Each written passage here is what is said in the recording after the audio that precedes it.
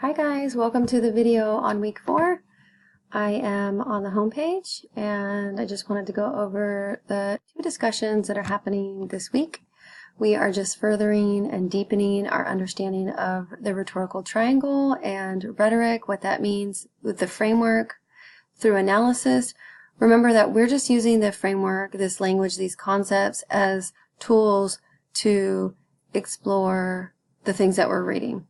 So I want you to kind of see them as these tools in your toolbox for you to look more closely at something and to see something on a deeper level.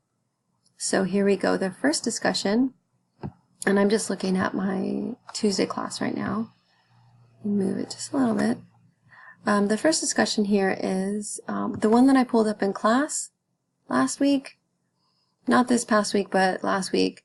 When we were looking specifically at Natalie Goldberg, looking at language. This is what I'm referring to when you are going to be doing the next 3 2-page reading responses on Thoreau, Martin Luther King Jr., and Martha Nussbaum, just as a side note.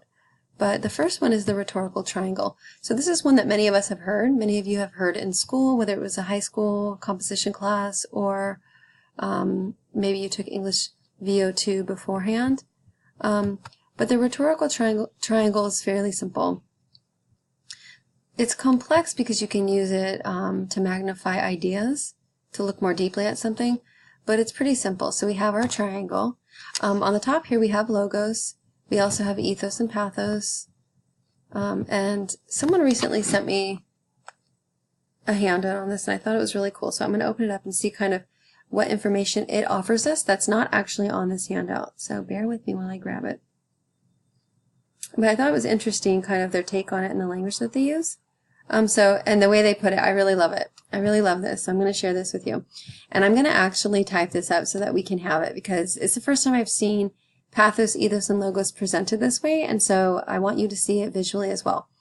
But here's the first one. So we have logos, and the way that they put it in this handout that they sent me. In fact, it's a teacher from Berkeley. He is the parent of one of my students, and so he is the son, of one of my students.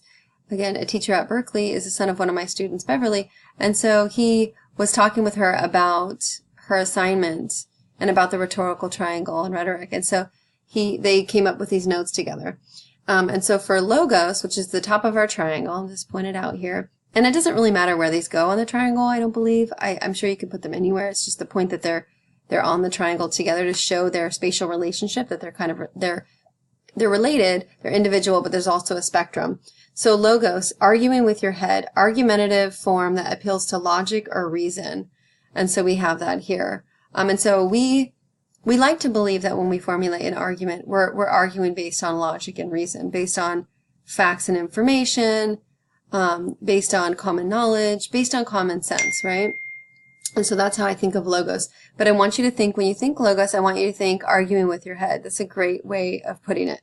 And the next one on our triangle here is pathos. And then what he wrote here is arguing with your heart, an argumentative form that appeals to emotion. So remember, we talked about commercials, specifically certain ones from the Super Bowl. Budweiser, for example, is really good about using the Clydesdale horses and the puppy to kind of evoke that emotion. We're emotional human beings, and so pathos, when that is evoked in us, when we're reading or watching a movie or something, we connect to this thing that we're experiencing on a emotional level, and so that is pathos. Again, arguing with your heart.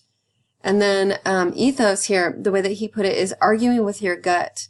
So arguing with your gut, that kind of feeling, right? So argumentative form that appeals to ethics or authority. And this is really important to us as humans, especially in light of civil rights and equality and freedom and justice, the ideal of that. And so arguing from your gut, from a moral stance, what is right? What is fair? What is equitable? And so I just wanted to go over that real quick. You can go over the handout. It's just a handout that I got online that I think is really useful from another university, from a university writing center. And so we didn't go over these in class, but there are questions to help you recognize and utilize logos, ethos, and pathos. So you're going to do it. It functions on two different levels, and the rhetorical framework handout goes over this. Logos, ethos, and pathos function for you as a reader when you're reading something because you're noticing the moves that the writer is making. For example, when we looked at Natalie Goldberg. But it also functions for you as a writer, and you can think about these things. Who is your audience? What is your tone like? What is your argument? Is it logical? Are you drawing on reasons? How is your reader experiencing your argument for you as a writer? So it happens to you as a reader, and it also happens to you as a writer. Those things are kind of, they ebb and flow back and forth, right? The relationship between reading and writing. So that's the rhetorical triangle. The other thing that I want to show you is, let me exit out of here, is the rhetorical analysis and framework. And so that's in this discussion. In this discussion, you are reading over these concepts, and then you're jotting down terms, quotes, ideas that stand out to you in your journal. For some reason, I did not give you the packet this week, probably because we were focused on the timed writing. So I'm just going to edit my words here below because it says in your handout. There we go. So you're going to skim over these, and then you're going to engage in conversation on the discussion board. So let me click on the framework. So again, this is the one that I pulled up in class the other day when we were looking specifically at, Natalie Goldberg's Stalker and Dreamer and her writing in general. And so here's the framework, the warning, brain may explode as a result of information overload. So these are the basics, right? As mentioned in the rhetorical triangle handout, Aristotle defined rhetoric as the ability to see or identify in any given circumstance the available means of persuasion. Remember, rhetoric is the art of persuasion. And so we're looking at ways that we do this. So techniques that we're using. And so here are some of the rhetorical framework concepts. So we have purpose. What is the author's purpose? What are they trying to do with this piece? Are they trying to get you to expand your way of thinking? Are they trying to get you to adopt a new paradigm? What is the purpose? What is the author trying to do? Audience is the next component. And again, these are broken down here for your convenience, so you can go a little bit deeper. There's questions for you to look at, consider, ponder. So remember, this is happening on two levels: for you as a writer when you compose something, and also for you as a reader when you're intaking information. Audience, who is the intended audience? Who are they writing to? Is this a blog about cooking? Is this a video about skateboarding? Who is the intended audience? And it can be a small audience, or it can be a large audience, or it can be both. It just depends on what the information is. But audience, the intended audience will shift the language. For instance, if it's a scientific journal and it's a scientific article written specifically for geobiologists, the language is going to be the language spoken by a geobiologist. And so that would involve language of plants and language of living cells and organisms and scientific jargon. So remember the relationship between audience and language. Situation. All writing is in response to something. So what is this writing responding to? If it is a New Yorker article about the political administration right now and the abuse of language in the media, then that is what they are responding to. The writer is responding to this cultural shift, this cultural dynamics of what's happening in politics right now. So the question with situation is, what is the writer responding to? With Martin Luther King Jr., for instance, we see a response to inequality and the fight for civil rights. So again, situation, you can ask yourself, what is the writer responding to? What am I, what are you as writers responding to in any given writing situation? Ethos or persona we talked about because it's on the rhetorical triangle. It's the tone that the writer takes, the language that the writer uses.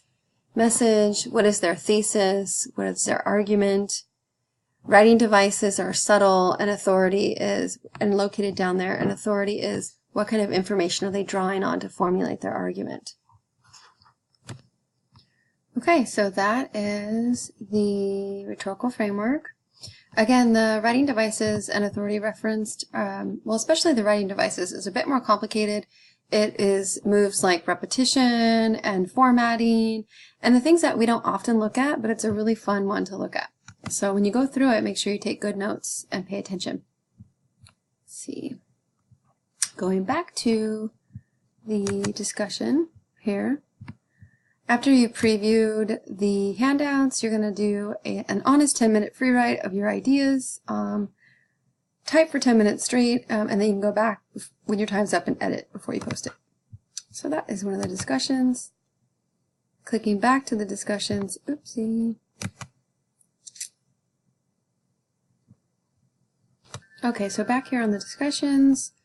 Oops, sorry, let me go to the home page. Remember, you can get there both ways, but homepage is easier when I'm making a video here. So that was the first discussion, Rhetorical Triangle, Framework and Analysis. The second one is Rhetoric Practice with Fun with Advertising. So we played with this a little bit in class. Now you get to play with it on your own. It's time to practice applying the rhetorical framework to something. In this case, it's an advertisement, video, or an image. So you have two different opportunities here. So the questions keep in mind for this activity: what is the purpose of applying the rhetorical framework analysis? How can we use rhetorical analysis to learn something new? And then how do we apply the framework effectively? So you have two task options. The first one is you can choose two commercials, and then you could do a compare and contrast mini analysis by looking at the rhetoric. So I have two Axe commercials here, and then I've done like a little mini rhetorical analysis for you.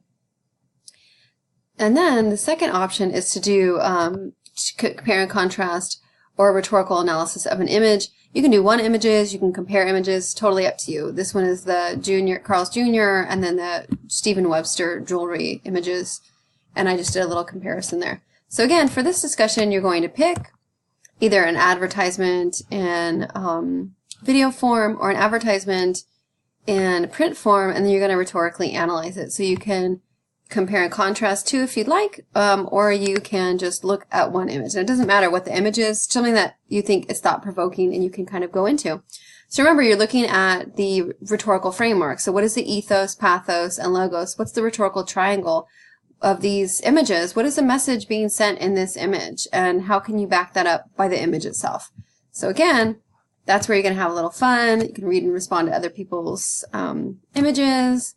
Just kind of see, you know, what they think. So that's what's happening. Week 4, pushing our understanding of the rhetorical framework, a rhetorical triangle, a bit deeper, prior to delving into some intense readings from Henry David Thoreau and Martin Luther King Jr. and Martha Nussbaum. And so you'll have that reading packet next week. So this is prep work for that. Your next essay, essay number 2, will be a rhetorical analysis where you will be picking one of the texts that we've read at this point, up to the point within the next couple weeks, 3 or 4 weeks, and you're going to rhetorically analyze it using the rhetorical framework and the rhetorical triangle. So that is week 4. I hope you have a wonderful week.